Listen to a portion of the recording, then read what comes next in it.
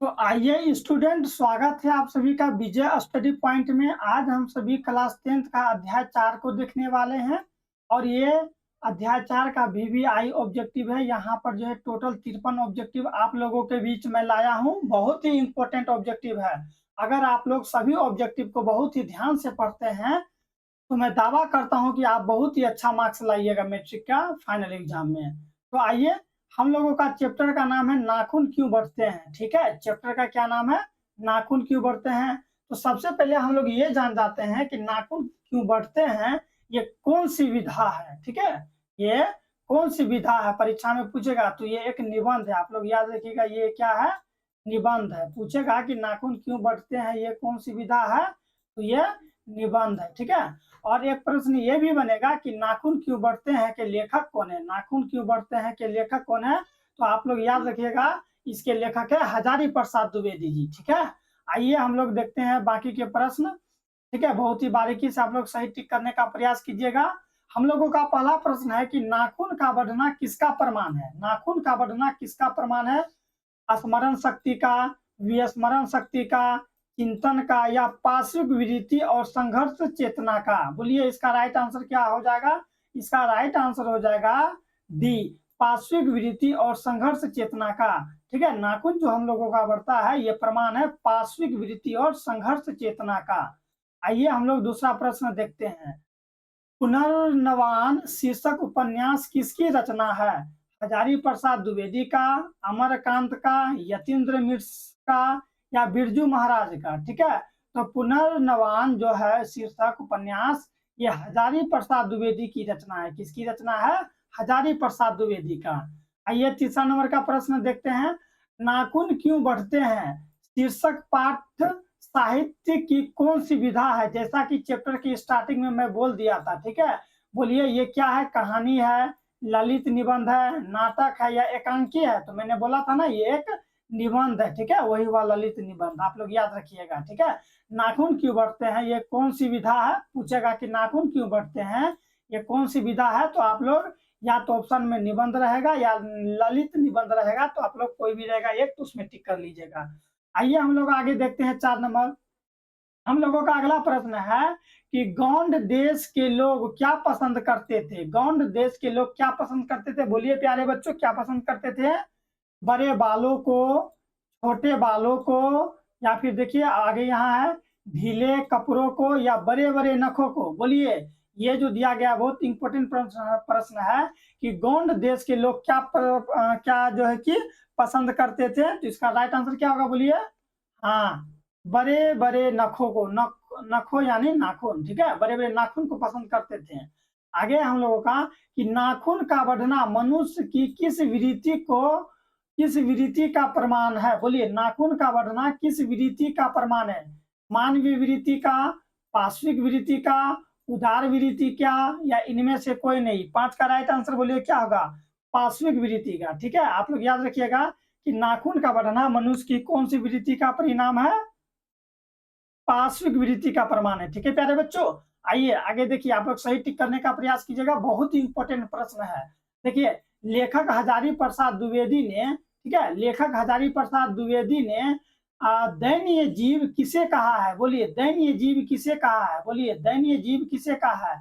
अल्पज्ञ पिता को, या अल्पज्ञ माँ को, या अल्पज्ञ भाई को, या अल्पज्ञ बहन को? बोलिए क्या होगा इसका राइट आंसर? बोलिए, अल्पज्ञ पिता को, या फिर ये, बोलिए इसका राइट आंसर क्या हो जाएगा? ए बी सी डी में इसका राइट आंसर क्या होगा?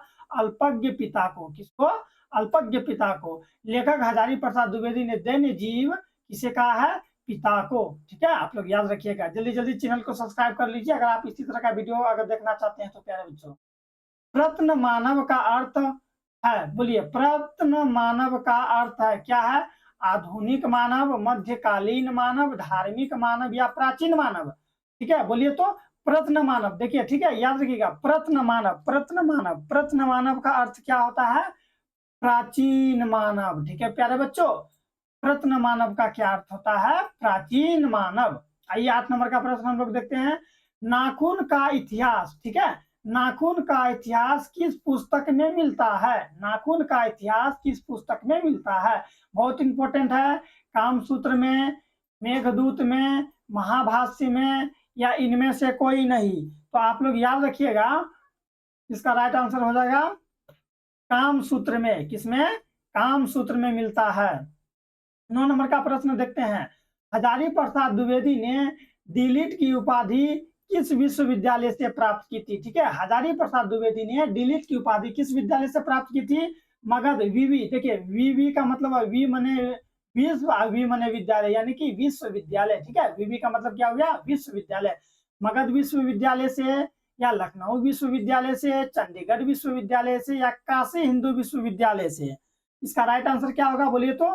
लखनऊ विश्वविद्यालय से। किससे? लखनऊ विश्वविद्यालय से। आइए आगे देखते हैं। 10 नंबर का प्रश्न हम लोगों का क्या है? कहानी में चंद्रकार, त्रिकोण, तंदुल, वर्तुलाकार संबंध मानव के किस अंग से है? बोलिए, किस अंग से ये सब संबंध है? बोलिए तो? नख से, मुख से, नाक से, आंख से? बोलिए क्या होगा इसका राइट आंसर? नख से, बिल्कुल, क्योंकि चैप्टर का ही नाम है नाखून क्यों बढ़ते हैं, तो नख से। किससे? नख से। इसका राइट आंसर हो जाएगा ए। आइए हम लोग देखते हैं 11 नंबर प्रश्न। 11 नंबर प्रश्न है कि अलग तक का अर्थ है, अलग तक का अर्थ है, ठीक है, तेल, आलता, हल्दी, या फिर यहाँ पर देखिए दिया गया है डी नंबर साबुन। बोलिए इसका राइट आंसर क्या होगा? इसका राइट आंसर होगा आलता। बहुत इंपॉर्टेंट है, ठीक है, आप लोग इसको सही टिक कीजिए और याद रखिएगा। ठीक है, जल्दी जल्दी चैनल को सब्सक्राइब कर दीजिए प्यारे बच्चों। अगर आप सब्सक्राइब कीजिएगा तो इसी तरह का सारा प्रश्न मिलेगा आप लोगों को। ठीक है, ध्यान से देखिएगा। मैं लास्ट में आप लोगों के लिए कुछ नया चीज लाया हूँ और बताऊंगा कि मैं क्या क्या जो है कि आप लोगों को प्रोवाइड करवाऊंगा। ठीक है, आइए आगे देखते हैं। हम लोगों का अगला प्रश्न है कि द्विवेदी जी को साहित्य अकादमी पुरस्कार किस रचना पर मिला था? द्विवेदी जी को साहित्य अकादमी का पुरस्कार किस रचना पर मिला था? बोलिए तो? अशोक के फूल पर मिला था, या आलोक पर्व पर मिला था, या अनाम दास का पोथा पर मिला था, या अल्पलता पर मिला था? बोलिए इसका राइट आंसर क्या होगा? 12 नंबर का राइट आंसर देने का प्रयास कीजिए। वीडियो को रोक रोक कर आंसर देने का प्रयास कीजिए प्यारे बच्चों। क्या? अगर आप लोग ऐसे करते हैं तो आप लोग को रिवाइजिंग भी हो जाएगा। मैं आप लोगों के लिए बहुत ही अच्छा अच्छा नोट्स लाऊंगा। ठीक है, इसलिए चैनल को सब्सक्राइब कर दीजिए। इसका राइट आंसर हो जाएगा ये वाला, आलोक पर्व पर। ठीक है, आलोक पर्व पर मिला था उसको। आगे दिया है कि प्राचीन मानव का मुख्य अस्त्र शस्त्र था। बोलिए, प्राचीन मानव ही, ठीक है, प्राचीन मानव जो थे उसका अस्त्र और शस्त्र क्या था? दांत, नाखून, पैर, या पत्थर और औजार? बोलिए इसका राइट आंसर क्या हो जाएगा? इसका राइट आंसर हो जाएगा नाखून। क्या हो जाएगा बाबू? नाखून। ठीक है प्यारे बच्चों, आइए आगे देखते हैं। अगला प्रश्न है हम लोगों का कि नाखून का बढ़ना किसका परिणाम है? नाखून का बढ़ना किसका परिणाम है? बोलिए तो? इच्छा का परिणाम है, मनुष्य की अंध सहजता वृत्ति का, या फिर सफलता का, या असफलता का? बोलिए, 14 का राइट आंसर क्या होगा? मनुष्य की अंध सहजता वृत्ति का। हाँ, ये होगा इसका राइट आंसर, मनुष्य की अंध सहजता वृत्ति का। आइए आगे देखते हैं। आप लोग याद रखिएगा सारा का सारा प्रश्न। सब पुराने अच्छे नहीं होते। ठीक है, देखिए, सब पुराने अच्छे नहीं होते और सब खराब नहीं होते। ठीक है, सब खराब भी नहीं होते। इसका मतलब हुआ कि जितना भी पुराना चीज है वो सब अच्छा नहीं होता, और जितना भी खराब चीज है वो जो है कि जितना भी नया चीज है वो खराब भी तो नहीं होता है। बोलिए इसका क्या होगा? पतंजलि, ये किसने कहा था? पतंजलि ने कहा था, कि कालिदास ने कहा था, कि वात्स्यायन ने कहा था, या कबीर ने कहा था? बोलिए इसका राइट आंसर क्या हो जाएगा 15 का? इसका राइट आंसर हो जाएगा बाबू कालिदास ने। कौन? Kalidas, option number B, Kalidas. ठीक है, ये कथन को किसने कहे थे? बहुत इंपॉर्टेंट है, परीक्षा में पूछा गया है कई बार। ठीक है, इसके जो है कि ऐसा कथन किसने कहे थे? तो कालिदास। ठीक है, याद रखिएगा आप लोग, कालिदास। आइए 16 नंबर का प्रश्न देखते हैं कि नखधर, ठीक है, नखधर मनुष्य आज किस पर भरोसा कर रहा है? बंदूक पर, लाठी पर, एटम बम पर, या लोहे के विभिन्न हथियारों पर? बोलिए, लोहे के विभिन्न हथियारों पर। तो आजकल का जो ये मनुष्य है ये आइटम बम पर विश्वास कर रहे हैं। किस पर भरोसा कर रहे हैं? आइटम बम पर।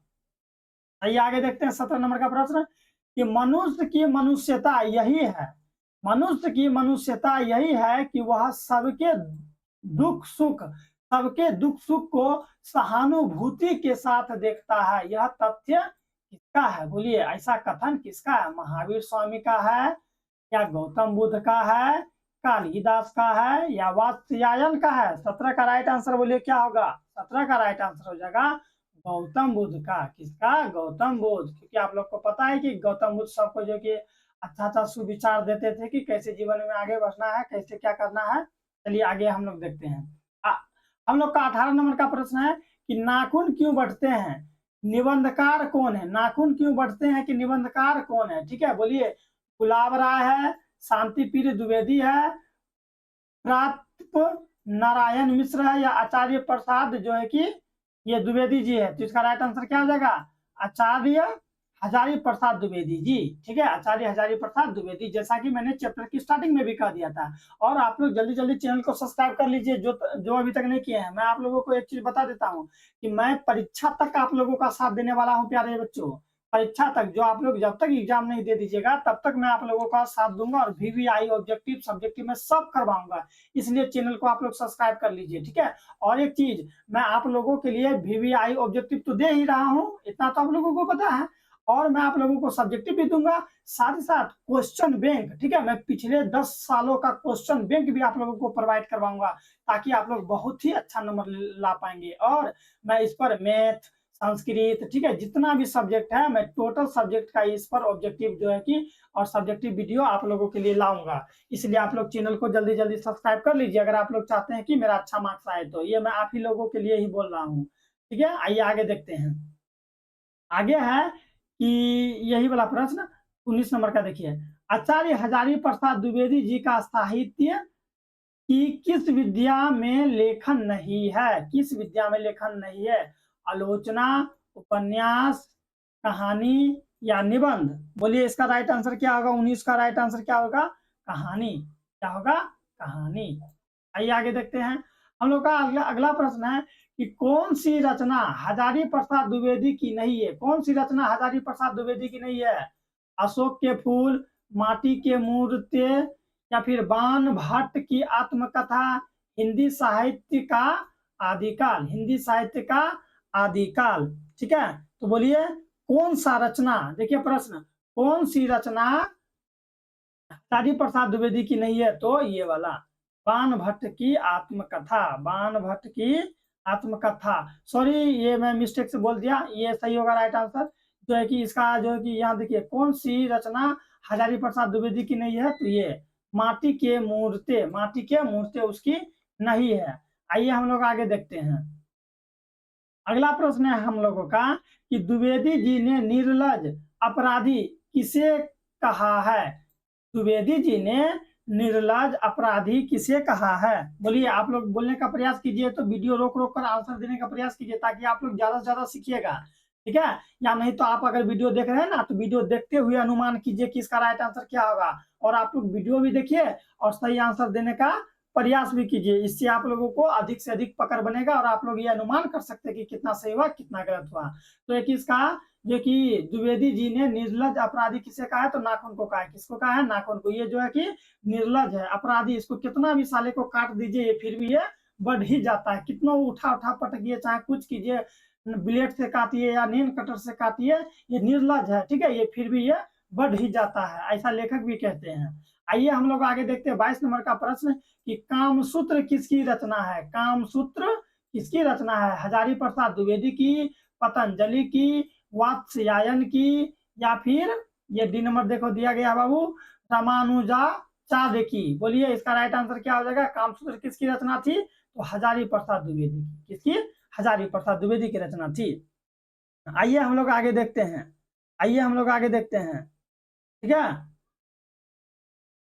सॉरी, ये जो देखिए बाबू हम यहाँ मिस कर गए। यहाँ दिया गया कामसूत्र किसकी रचना है? कामसूत्र किसकी रचना है? हजारी प्रसाद द्विवेदी, पतंजलि, वात्स्यायन की, या फिर रामानुजाचार्य की? तो ये थी वात्स्यायन का। ठीक है, सॉरी, थोड़ा सा मिस कर लीजिए बाबू, आप लोग थोड़ा सा मिस हो जाता है। Because main is a statue of error, मनुष्य गलतियों का पुतला होता है, थोड़ा सा मिस सभी से होता है। तो वात्स्यायन का। ठीक है, 22 का राइट आंसर क्या हो जाएगा? वात्स्यायन। कामसूत्र किसकी रचना है? तो वात्स्यायन की। आइए हम लोग 23 नंबर प्रश्न देखते हैं। 23 नंबर प्रश्न है हम लोगों का कि शिक्षक, शिक्षक का अर्थ होता है, शिक्षक का अर्थ होता है साबुन, महावर, दर्पण, मोम। बोलिए तो क्या होता है? मोम। इसका राइट आंसर क्या हो जाएगा? मोम। शिक्षक का अर्थ क्या होता है? मोम। शिक्षक का अर्थ क्या होता है? मोम। महाभारत क्या है? उपन्यास है, शास्त्र है, कहानी है या पुराण है? बोलिए तो। आप लोग महाभारत का नाम सुने होंगे, टीवी पर भी अच्छा खासा महाभारत देता है। बोलिए तो महाभारत क्या है? आप ही लोग अनुमान कीजिए, क्या वो उपन्यास है? क्या वो एक कहानी है? कहानी तो कभी जिंदगी में हो नहीं सकती, ये तो कहानी है ही नहीं। बोलिए, ये शास्त्र है या उपन्यास है या पुराण है? 24 का राइट आंसर क्या हो जाएगा? बोलिए तो। ये एक पुराण है। ठीक है बाबू, ये क्या है? पुराण है। ये आगे देखते हैं, इसका राइट आंसर हो जाएगा डी, पुराण। हजारी प्रसाद द्विवेदी द्वारा, हजारी प्रसाद द्विवेदी द्वारा रचित पाठ है, नाखून क्यों बढ़ते हैं? इसका राइट आंसर हो जाएगा नाखून क्यों बढ़ते हैं। हम लोग बाकी का क्या देखें। हजारी प्रसाद द्विवेदी द्वारा रचित है, नाखून क्यों बढ़ते हैं, क्योंकि मैंने बोला था कि इसको कौन लिखे हैं? हजारी प्रसाद द्विवेदी जी लिखे हैं। नाखून क्यों बढ़ते हैं किसने लिखा है? हजारी प्रसाद द्विवेदी जी ने। आइए आगे देखते हैं। ललित निबंध है, ललित निबंध है, मछली यानी कि मछली है ललित निबंध, या नाखून क्यों बढ़ते हैं, बहादुर, या फिर नौबत खाने में इबादत? ये तो हो नहीं सकता नौबत खाने में इबादत, ना ही बहादुर होगा, ना ही ये मछली होगा। इसका राइट आंसर हो जाएगा ये वाला, नाखून क्यों बढ़ते हैं, ललित निबंध। हम चैप्टर के शुरू में भी बताते हैं कि जो है कि नाखून क्यों बढ़ते हैं कि लेखक है कौन? हजारी प्रसाद द्विवेदी। और ये कौन सी विधा है? ये एक ललित निबंध है। ठीक है, यानी कि ललित निबंध है, नाखून क्यों बढ़ते हैं। ये आगे देखते हैं। आगे हम लोगों का कि पुराणों का मोह सब समय वांछनीय ही नहीं होता, किस लेखक की पंक्ति है? ठीक है, पुराणों का मोह सब समय वांछनीय ही नहीं होता, किस लेखक की पंक्ति है? मैक्स मुलर का, रामविलास शर्मा का, हजारी प्रसाद द्विवेदी का, अशोक वाजपेयी का? बोलिए तो 27 का राइट आंसर क्या होगा? 27 का राइट आंसर जल्दी जल्दी कमेंट में आंसर देने का प्रयास कीजिए। हजारी प्रसाद द्विवेदी। कौन? हजारी प्रसाद द्विवेदी। आप लोग अगर चाहेंगे तो कमेंट में भी इसका जवाब रुक रुक के दे सकते हैं। ठीक है, आइए हम लोग आगे देखते हैं। 28 नंबर का प्रश्न क्या है? प्राचीन काल में दक्षिण भारत के लोग कैसा नाखून रखते थे? कैसा नाखून रखते थे प्राचीन काल में? ठीक है, दक्षिण भारत के लोग कैसा नाखून रखते थे? बोलिए कैसा रखते हैं? छोटे छोटे, बड़े बड़े, मध्यम साइज, या इनमें से सभी? बोलिए। छोटे छोटे। कैसा बाबू? छोटे छोटे रखते थे। ठीक है, जल्दी जल्दी चैनल को लाइक कर दीजिए, सब्सक्राइब भी जल्दी जल्दी कीजिए, बेल आइकन को दबा दीजिए। आइए देखते हैं। द ढींची की हड्डी, ठीक है, द ढींची की हड्डी से बना है। बोलिए क्या बना है? तलवार? जी नहीं। त्रिशूल? जी नहीं। इनमें से कुछ नहीं, ये भी नहीं होगा। इंद्र का वज्र, जो इंद्र का वज्र होता है, उसका जो है इंद्र का वज्र किसका बना होता है? द ढींची का हड्डी का। ठीक है, याद रखिएगा। आप लोग देखेंगे इंद्र भगवान के हाथ में एक रहता है ना, वो, ठीक है, वो किसका बना होता है? यही द ढींची का हड्डी का बना होता है। आगे दिया गया है। आलोक पर्व, कौन पर्व बेटा? आलोक पर्व शीर्षक निबंध संग्रह किसकी रचना है? आलोक पर्व शीर्षक निबंध संग्रह किसकी रचना है? बोलिए। हजारी प्रसाद द्विवेदी का, या यतीन्द्र मिश्र का, महात्मा गांधी का, या अशोक वाजपेयी का? बोलिए इसका राइट आंसर क्या हो जाएगा? बोलिए तो क्या होगा इसका राइट आंसर? इसका राइट आंसर क्या होगा? कमेंट में आंसर दीजिए। मैं थोड़ा सा रुकता हूँ, आप लोग अनुमान कीजिए क्या होगा 30 का। आलोक पर्व शीर्षक निबंध निबंध संग्रह किसकी रचना है? बोलिए, हम थोड़ा सा रुक रहे हैं, जल्दी बोलिए 30 का राइट आंसर क्या होगा? 30 का राइट आंसर हजारी प्रसाद द्विवेदी, बिल्कुल सही जवाब, हजारी प्रसाद द्विवेदी। ठीक है, यहाँ महात्मा गांधी मिस्टेक से लिखा गया टाइपिंग में। आइए आगे देखते हैं। आगे हम लोग का हजारी प्रसाद द्विवेदी का जन्म कब हुआ? हजारी प्रसाद द्विवेदी का जन्म कब हुआ? 1905, 1907, 1909 या 1911? 31 का राइट आंसर 1907। कब हुआ था? 1907 में। आइए, हजारी प्रसाद द्विवेदी का जन्म कहाँ हुआ था? हजारी प्रसाद द्विवेदी का जन्म कहाँ हुआ था? जन्म स्थल पूछ रहा है। समस्तीपुर बिहार, छपरा बिहार, बलिया उत्तर प्रदेश, इलाहाबाद उत्तर प्रदेश? बोलिए तो इसका राइट आंसर क्या हो जाएगा 32 का? बलिया उत्तर प्रदेश, बलिया उत्तर प्रदेश, बलिया उत्तर प्रदेश। याद रखिएगा, बलिया उत्तर प्रदेश में जन्म हुआ था। आइए, कौन मनुष्य का आदर्श नहीं बन सकती? शेर, बंदरिया, भालू, हाथी। बोलिए 33 का राइट आंसर क्या होगा? बहुत ही इंपॉर्टेंट प्रश्न है आप लोगों के लिए, जल्दी जल्दी इसका जो है कि सही टिक कीजिए। कौन मनुष्य का आदर्श नहीं बन सकती? बंदरिया। बिल्कुल सही जवाब, बंदरिया होगा इसका राइट आंसर। ठीक है, आइए हम लोग 34 नंबर का प्रश्न देखते हैं कि देवताओं का राजा, ठीक है, देवताओं का राजा किन्हें संबोधित किया जाता है? तो आप लोग इन प्रश्न को कभी ना कभी जरूर सुने होंगे। देवताओं का राजा, ठीक है, देवताओं का राजा किसे कहा जाता है बाबू? किसे कहा जाता है? महादेव को, विष्णु को, इंद्र को, या ब्रह्मा को? इसका राइट आंसर हो जाएगा इंद्र को। इंद्र को कहा जाता है। 35 का राइट आंसर, सॉरी 34 का राइट आंसर क्या हो जाएगा? आप लोग देख लिए, देवताओं का राजा किसे कहा जाता है? इंद्र को। किसको? इंद्र को। सी इज द राइट आंसर। आइए हम लोग 35 का देखते हैं। नख, नख का मतलब होता है नाखून। नख का मतलब होता है नाखून। नाखून किसका प्रतीक है? नाखून किसका प्रतीक है? मानवता का, पशुता का? ए और बी दोनों, ए और बी दोनों का मतलब ये हुआ कि मानवता का भी और पशुता का भी, या इनमें से कोई नहीं? बोलिए क्या होगा 35 का राइट आंसर? पशुता का, पशुता का।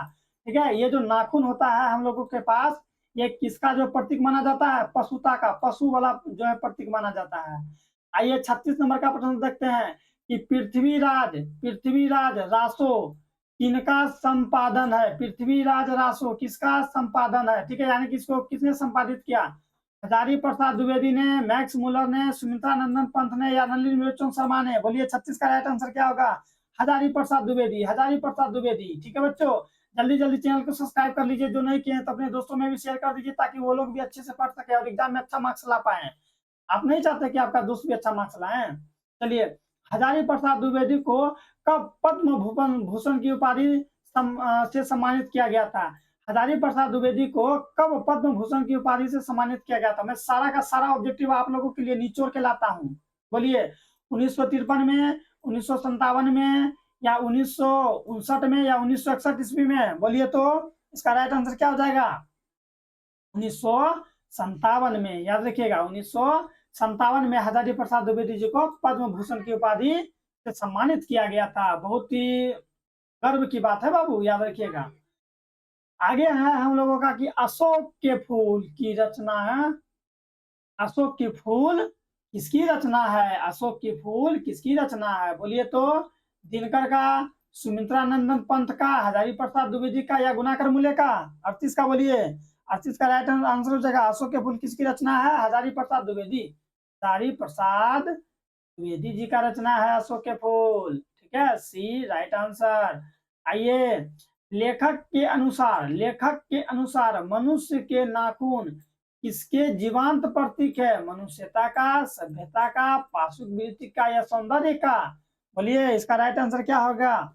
पाशविक वृत्ति का। ये पाशविक वृत्ति का माना जाएगा बाबू। किसका माना जाएगा? पाशविक वृत्ति का। 40 नंबर प्रश्न है हम लोगों का कि हजारी प्रसाद द्विवेदी जी की मृत्यु कब और कहाँ हुई थी? देखिए मृत्यु पूछा है, मृत्यु कब और कहाँ हुई थी? बोलिए तो दिल्ली में हुई थी, अजमेर में, उत्तर प्रदेश, या फिर कानपुर में? बोलिए तो बोलिए इसका राइट आंसर क्या हो जाएगा कि हजारी प्रसाद द्विवेदी का मृत्यु कब हुआ था? बोलिए दिल्ली में हुआ था, अजमेर में हुआ था? पहले ये खोजिए कि कहाँ हुआ था, उसका मृत्यु कहाँ हुआ। तो याद आप लोग याद रखिए, उसका मृत्यु दिल्ली में हुआ था। दिल्ली में मृत्यु हुआ तो यहाँ देखिए उसका डेट भी लिखा हुआ है 1900। ठीक है बाबू, कब? 1900 कितना दिया गया देखिए, 1979 ईस्वी में। 1979 ईस्वी में दिल्ली में, 1979 ईस्वी में दिल्ली में हुआ था इसका मृत्यु, हजारी प्रसाद द्विवेदी जी का। आइए आगे देखते हैं हम लोग। हम लोगों का अगला प्रश्न है कि सहजात वृत्तियां किसे कहते हैं? सहजात वृत्तियां किसे कहते हैं? अस्त्रों के संचयन को, अनजान स्मृतियों को, स्व के संबंध को, उपयुक्त सभी? बोलिए 41 का राइट आंसर क्या हो जाएगा? अनजान स्मृतियों को। इसका राइट आंसर क्या हो जाएगा? अनजान स्मृतियों। आइए आगे देखते हैं। 42 नंबर का प्रश्न है हम लोगों का कि द्विवेदी जी से किसने पूछा था नाखून क्यों बढ़ते हैं? द्विवेदी जी से किसने पूछा था कि नाखून क्यों बढ़ते हैं? लड़के ने, छोटी लड़की ने, पत्नी ने, या नौकर ने? बोलिए इसका राइट आंसर क्या हो जाएगा? 42 का। 42 का राइट आंसर क्या होगा? छोटी लड़की ने। किसने बाबू? छोटी लड़की ने। आइए, नाखून क्यों बढ़ते हैं? नाखून क्यों बढ़ते हैं?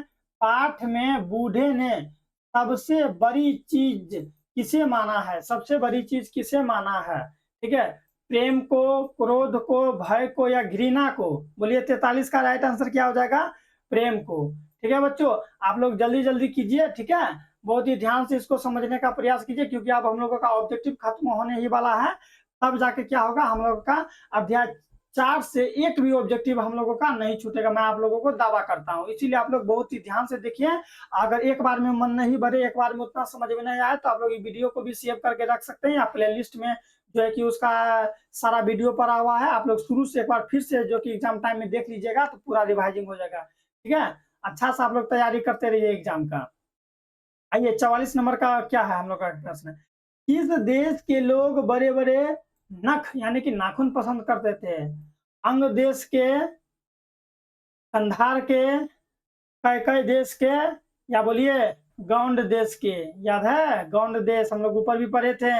डी इसका राइट आंसर होगा। ठीक है, गौंड देश के। आइए हम लोग आगे देखते हैं। पुराने का मोह, पुराने का मोह सब समय वांछनीय ही नहीं होता, यह पंक्ति किस शीर्षक पाठ की है? नाखून क्यों बढ़ते हैं, बहादुर, मछली या नागरी लिपि? तो ये जो है नाखून क्यों बढ़ते हैं, ठीक है, इसी में जो है कि ये पंक्ति है। आइए आगे देखते हैं 46 का। अनामदास का पोथा, अनामदास का पोथा उपन्यास किस लेखक की वृत्ति है? कि किस लेखक की कृति है? हजारी प्रसाद द्विवेदी, यतीन्द्र मिश्र, अमरकांत या महात्मा गांधी? बोलिए 46 का राइट आंसर क्या होगा? 46 का हजारी प्रसाद द्विवेदी। अब हम लोगों का ये खत्म ही होने वाला है, और 2-4 प्रश्न बाकी है, खत्म हो जाएगा। ठीक है, कौन नाखून को जिलाए जा रहे हैं? कौन नाखून को जिलाए जा रहे हैं? मनुष्य, राक्षस, प्राकृतिक या फिर पशु? बोलिए तो कौन नाखून को जिलाए जा रहे हैं? तो प्राकृतिक। कौन? प्राकृतिक, सी होगा इसका राइट आंसर, प्राकृतिक नाखून को जिला रहा है। आगे है हम लोगों का अगला प्रश्न कि अनामदास का पोथा साहित्य की किस विधा की रचना है? पूछा है किस विधा की रचना है अनामदास का पोथा? कहानी है, उपन्यास है, निबंध है, नाटक है? बोलिए तो 48 का राइट आंसर क्या हो जाएगा? उपन्यास। क्या हो जाएगा? उपन्यास। आइए आगे देखते हैं। असुरों के पास नहीं थी, असुरों के पास नहीं थी विद्याएं, शक्ति, युद्ध कौशल, लोहे के अस्त्र? बोलिए तो क्या नहीं था उसके पास? असुर के पास क्या नहीं था? लोहे के अस्त्र, लोहे के अस्त्र नहीं था। असुर के पास विद्या भी था, शक्ति बहुत था, शक्ति इतना था कि तब तो नाम पड़ा असुर। क्या शक्ति बहुत था इसके पास। ठीक है, युद्ध कौशल लड़ने का जो है कि सब कुछ था उसके पास, युद्ध कौशल लड़ने का विद्या भी था उसके पास, लेकिन लोहे के अस्त्र उसके पास नहीं थे। कालिदास की, ठीक है, कालिदास की ललित योजना किनकी रचना है? ये किनकी रचना है? रामविलास शर्मा की, नलिन विलोचन शर्मा की, हजारी प्रसाद द्विवेदी की, अशोक वाजपेयी की? बोलिए 50 का राइट आंसर क्या हो जाएगा? 50 का हजारी प्रसाद द्विवेदी, हजारी प्रसाद द्विवेदी, सी। गौतम बुद्ध ने, गौतम बुद्ध ने कहा था कि मनुष्य, मनुष्यता, मनुष्य, मनुष्य की मनुष्यता सभी दुखों के सुख सहानुभूति के साथ देखना। ठीक है, इसका यही राइट आंसर हो जाएगा। क्या? ए, ये होगा इसका राइट आंसर। आगे दिया है कि नकधर मनुष्य कब क्या लेकर आगे की ओर चल रहा है? नकधर नाखून वाला जो मनुष्य है, कब और क्या लेकर आगे की ओर चल रहा है? रुपया लेकर, एटम बम, सैनिक या कलम? बोलिए तो नकधर मनुष्य आज क्या लेके आगे चल रहा है? इसका राइट आंसर एटम बम को लेके आगे चल रहा है। क्या? बी होगा इसका राइट आंसर। अब हम लोगों का लास्ट और अंतिम प्रश्न है। ठीक है बाबू, मनुष्य किसको नहीं बढ़ने देगा? मनुष्य किसको नहीं बढ़ने देगा? बहुत ही इंपॉर्टेंट और अंतिम प्रश्न है इस पाठ का। बोलिए जंगल को, नाखून को, आतंक को या जल को? बोलिए मनुष्य किसको नहीं बढ़ने देगा? बोलिए, मैं थोड़ा सा रुकता हूँ क्योंकि ये लास्ट प्रश्न है। ठीक है बच्चों, ये लास्ट प्रश्न है, इसलिए मैं थोड़ा सा रुक रहा हूँ। जल्दी पहुंच करके आप जो है कि आंसर देने का प्रयास कीजिए, कमेंट में धरधरा के आंसर लिखिए। बोलिए मनुष्य किसकी, सॉरी, मनुष्य किसको नहीं बढ़ने देगा? बोलिए जंगल को, नाखून को, आतंक को या जल को? बिल्कुल सही जवाब, नाखून को। ये जो मनुष्य है नाखून को बढ़ने नहीं देगा। 53 का राइट आंसर क्या हो जाएगा? नाखून। और मैं आप लोगों को एक चीज बता देना चाहता हूँ कि ये जितना भी ऑब्जेक्टिव है हम लोगों का, सारा का सारा ऑब्जेक्टिव मैंने आप लोगों के लिए जो है कि प्लेलिस्ट में अपलोड करते जा रहा हूँ। आप लोग बहुत ही ध्यान से जाइए और जाके प्लेलिस्ट को चेक कीजिए, उसमें बहुत ही इम्पोर्टेंट सब प्रश्न दिया गया है, ठीक है। और आप सभी प्रश्न को देखिए। अगर आप लोगों को ये जो है कि चैनल अच्छा लगा है, अगर जो है कि सारा का सारा प्रश्न समझ में आया है, तो आप लोग केवल इसको जो है कि सब्सक्राइब कर लीजिए, ठीक है। सब्सक्राइब कर लीजिए ताकि इसी तरह का वीडियो मिलेगा। साथ ही साथ 2025 में जो आप लोग एग्जाम दीजिएगा उसके लिए VVI ऑब्जेक्टिव प्रश्न है। और साथ ही साथ मैं आप लोगों को एग्जाम के टाइम में, किसके टाइम में बाबू, एग्जाम के टाइम में मैं आप लोगों को क्वेश्चन बैंक करवाऊंगा, ठीक है। क्वेश्चन बैंक करवाऊंगा पिछले 10 सालों का, ठीक है। 10 सालों का जब मैं क्वेश्चन बैंक करवाऊंगा तो जरा सोचिए, एक भी ऑब्जेक्टिव और एक भी सब्जेक्टिव आपको नहीं छूटेगा। और आप एग्जाम में हर सब्जेक्ट में 90+ नंबर लाने का टारगेट रखिए बाबू। हर सब्जेक्ट में 90+ जो है कि लाने का प्रयास कीजिए, ताकि एक अच्छा रिजल्ट आप लोगों का बन सके। और आप लोग इस चैनल से ज्वाइन रहिए। मैं दावा के साथ कहता हूँ कि आप लोगों को अच्छा समझ में आएगा। मैं सारा वीडियो अपलोड करूंगा एक एक करके। आप शुरू से तैयारी कीजिए इसका, ठीक है। तो जल्दी जल्दी चैनल को सब्सक्राइब कर लीजिए, तो ठीक है। आप सिर्फ इतना ही काम कीजिए, चैनल को सब्सक्राइब कर लीजिए प्यारे बच्चों, ठीक है। मिलते हैं नेक्स्ट वीडियो में, और हम लोग अध्याय 5 को लेकर बहुत जल्द आप लोगों के बीच आएंगे, ठीक है। बाय, मिलते हैं नेक्स्ट वीडियो में।